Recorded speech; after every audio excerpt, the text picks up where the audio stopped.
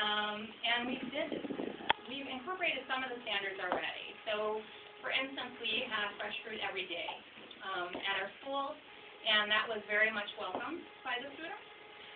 So beginning July, we'll really truly have an opportunity to see the impact on the new standards.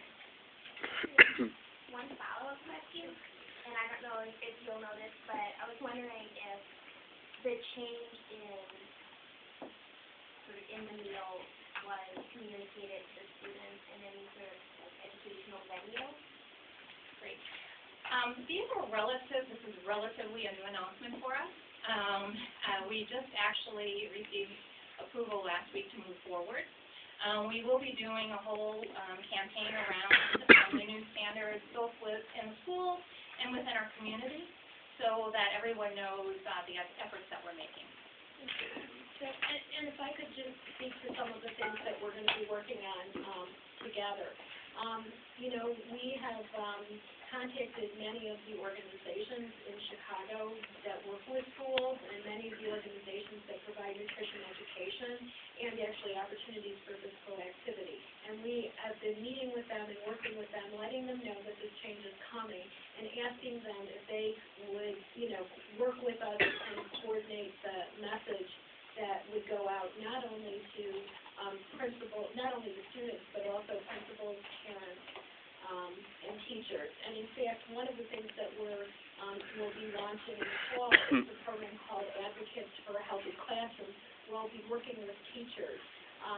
We'll let them know about the nutrition standards, but we'll be really working on how can they handle classroom celebrations? How can they handle rewards without unhealthy food? How can they incorporate nutrition education?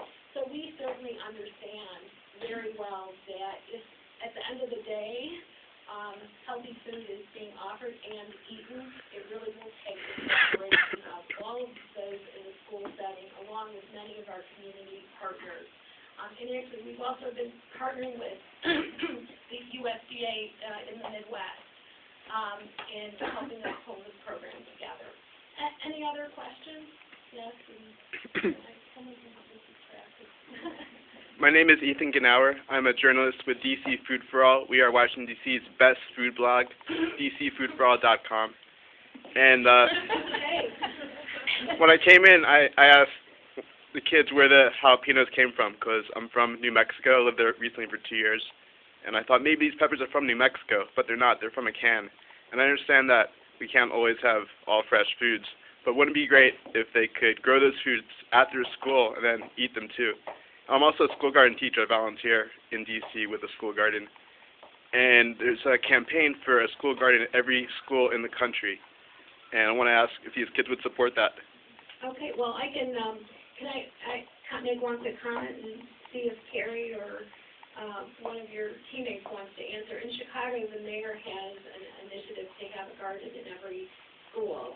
And, I know they haven't quite achieved that at this point, but it is definitely part of their plan.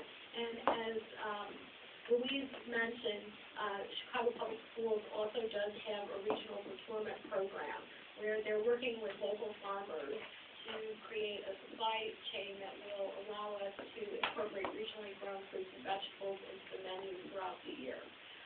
Carrie, do you want to comment, or does one of the students want to comment about the gardening question? Would you like to have a garden in your school, and how would you feel about that? One of you come up here. Whoever wants to answer, or two of you can. It's okay.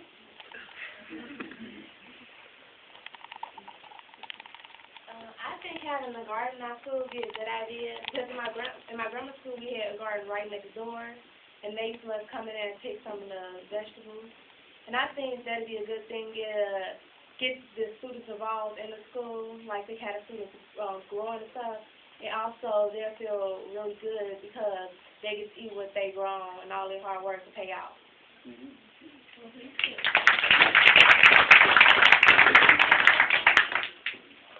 Like she said, it will be a great opportunity for us because if we don't have a certain variety of vegetables, we can just go to the garden and pick it, and then children in our schools will be able to taste and then they will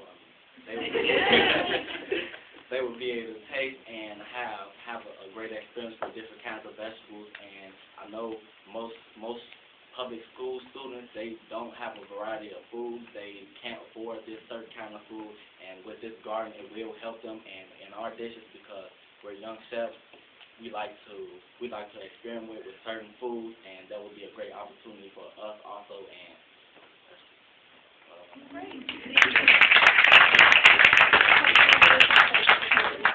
Adrian Splitting with Student Senator Leahy's office. As you're talking about experimenting with new foods, can you fill us in on what your plans or ideas are for your 2010 recipe? Where's that at the rest?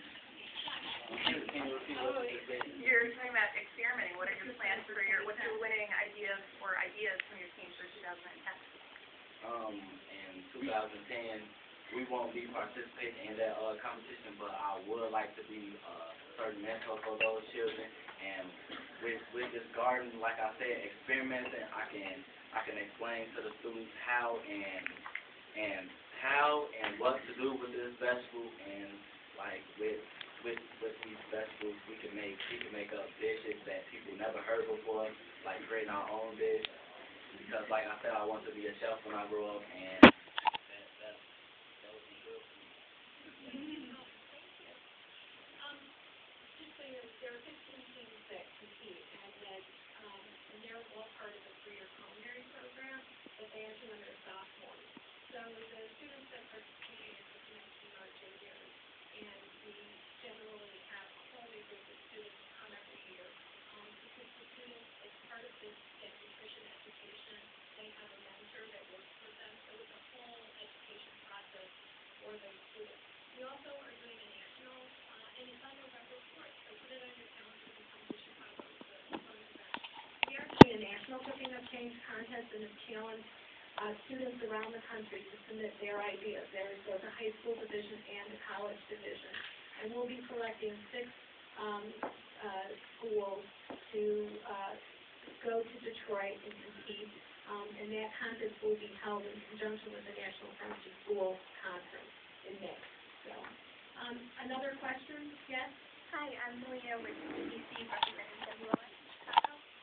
And my question was, you mentioned that there were nutrition requirements for the competition. What were those requirements, calories, fat, carbs, things like that, and how did it feel like that? Okay.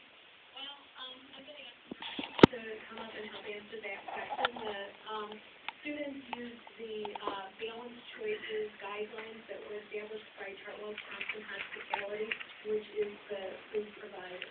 So, Margie, can you start to put you on the spot?